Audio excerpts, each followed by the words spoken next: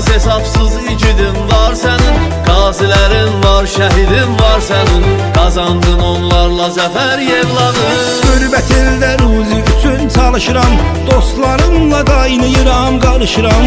Hərdən olur özümlə danışıram, mənim yadıma düşəndə hər yevlağım. Ürəklər oxşuyan şəhər yevlağım, görməyəsən qüssə kədər yevlağım.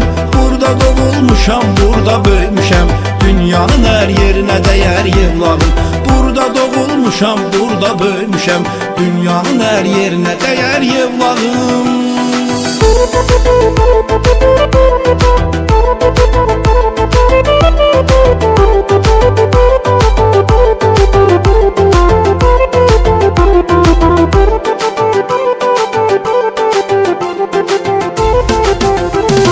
Varlığını canda hiss edərəm mən, hər tərəf hər yanda hiss edərəm mən. Özümü yadımdan hiss edərəm mən, səndən ayrı qalsam əgər yevlağım. Hamı tərəfindən sevilən şəhərsən, bir tərəfindən kül ötən şəhərsən. Günü gündən gözəlləşən şəhərsən, dəyməsin sənə bədnəzər yevlağım. Ürəklə oxşayan şəhər yevlağım, görməyəsən qüssə kədər yevlağım.